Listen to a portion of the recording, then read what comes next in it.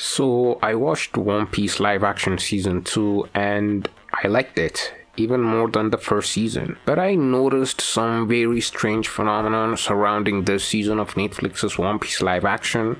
When season 1 was about to come out, there was the usual dread anime fans have because we were about to get an anime adaptation, and not just any anime adaptation, it was a One Piece adaptation. One Piece being one of the wackiest and goofiest anime out there. So the skepticism some people had, including me, was justified because One Piece, even amongst its peers such as Naruto and Bleach, is regarded as the goofiest. It is the goofiest amongst them even for a battle shonen. There are some anime fans who won't start watching or reading the manga, let alone watch a live action, because of One Piece's goofy nature. So when One Piece season 1 was released and I saw people praising it left and right, I was shocked because I watched Netflix's One Piece live action season 1 as soon as it released, and it was whimsical and goofy, and it wasn't perfect. It had some changes here and there. The Garp change of him being a major player was my biggest gripe about season 1, but everything else aside from some changes they did here and there, I liked. But I was not sure how the rest of the world would receive it. And to my shock, it was received with overwhelming praise, and the ratings was off the charts, and it had amazing viewership, and it seemed like the sky was the limit for One Piece live action. And then it disappeared for nearly 3 years. But then the trailers started coming out, and unlike the standard 3 trailers that we would normally be getting for a regular Netflix TV show, Netflix released 4 trailers for One Piece season 2. You can tell they wanted One Piece season 2 to be a success. And me personally, I think 1 or 2 trailers is enough to hype up a show. Just release the trailers before a month from the release date. That would be enough, because you might risk revealing too much or oversaturating the regular fan and diminish the hype that way. But Netflix did what they did, and it finally was time to watch Netflix's One Piece season 2. And I watched it, and as I was watching it, I had some gripes with some decisions that was made, but nothing came close to the level of dismay I had in the inclusion of Garp in season 1. And frankly speaking, season 2 was even more faithful to the source material than season 1 was, so I was surprised when I went online and saw the mixed reactions towards season 2 of One Piece live action. How come the first season was so beloved and the team behind One Piece live action made season 2 an even better product, and we get mixed reactions? And when I say mixed reactions, my sources are Twitter, Reddit, and YouTube. If you go on rating sites such as Rotten Tomatoes and such, the ratings are overwhelmingly positive. But when it came to One Piece season 1, not only were the reactions on rating sites positive, but also on social media. So I had to investigate this strange phenomenon, and I'll be dissecting the situation from different angles that I have observed. And one of those is Sanji fans. I'll be honest with you, before this I didn't have any idea Sanji fans could be this passionate. Let me explain the whole situation. In One Piece season 2, Sanji doesn't wear his iconic black suits as often as he does in the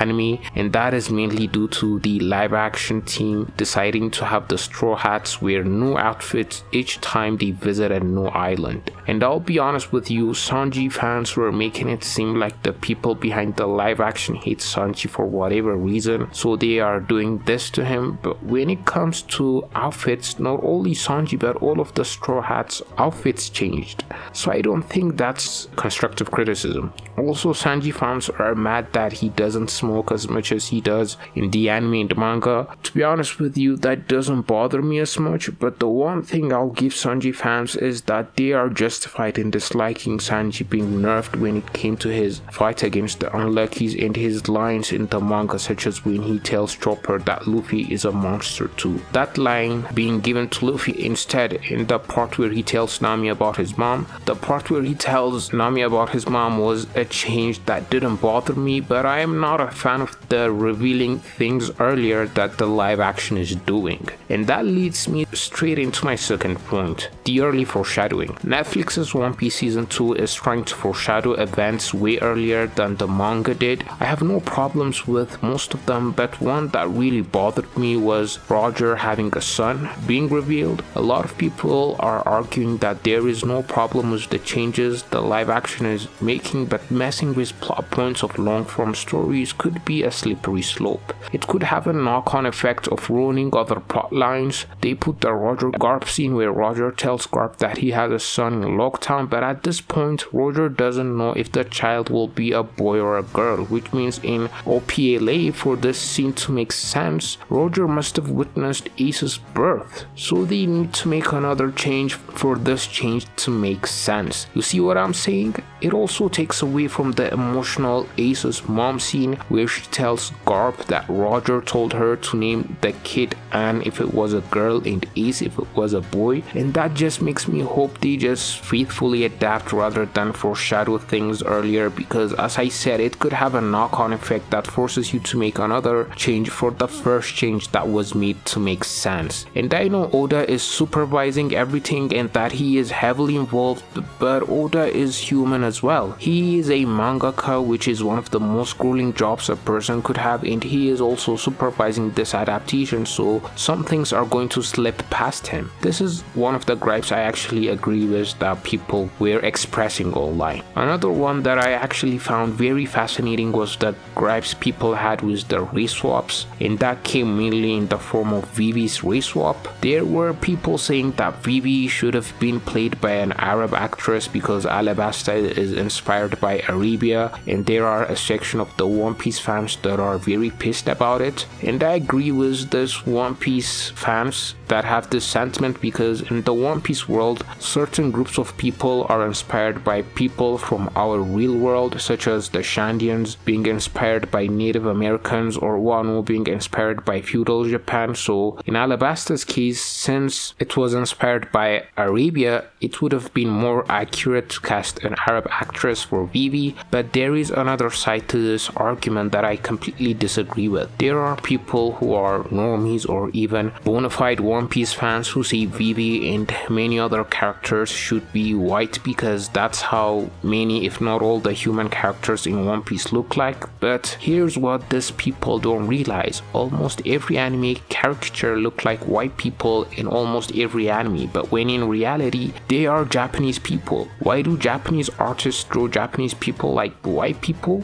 The arguments I've heard for this are because anime is an exaggerated media, so you're going to have big eyes and various hair colors. In the other ones is because fair skin is found to be more attractive in Japanese culture. But regardless, here in the case of One Piece, every human character have their own race and culture, but almost all of them look like white people. So we need to see that character's culture portrayal and Oda's judgment to come up with final decisions. And that's how they ended up with the actress of Vivi. And the actress of Vivi, Charitra, in my honest opinion, was one of the better actors from the entire cast of One Piece, and I feel like the Netflix team who casted Charitra as Vivi, including Oda, didn't have any malicious intent by casting Charitra, who is of Indian descent, to play an Arabian princess. I mean, they also did it with Luffy. Oda said if Luffy was a real person, he would be Brazilian, but the OPLA team went with Inaki, who is a Mexican dude.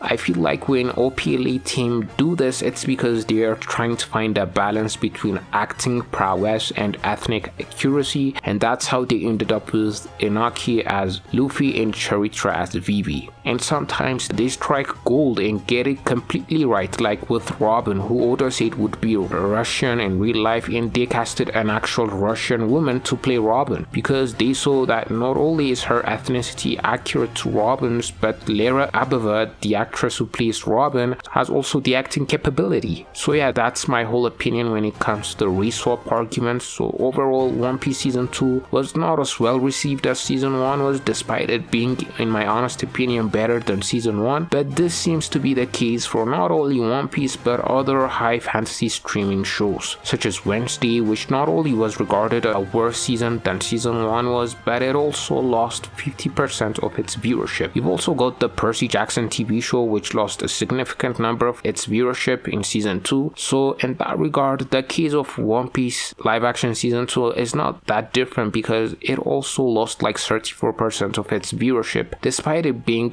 a better season than Season 1 in my opinion. And I blame the fact that it took almost 3 years for Season 2 to be released for this situation. I'm also not a fan of the batch releases that Netflix does. I would have much rather preferred for One Piece live action to be weekly release instead of batches, because it would have been in the general zeitgeist for months instead of weeks. But when it comes to the release of seasons, it appears like Season 3 of One Piece live action will release next year, which means we will only have to wait a year and a couple months for Season 3 to release. So I have hopes for Netflix One Piece live action going forward. If you've made it this far into the video, please make sure to like and subscribe, and with that said, see you guys in the next one.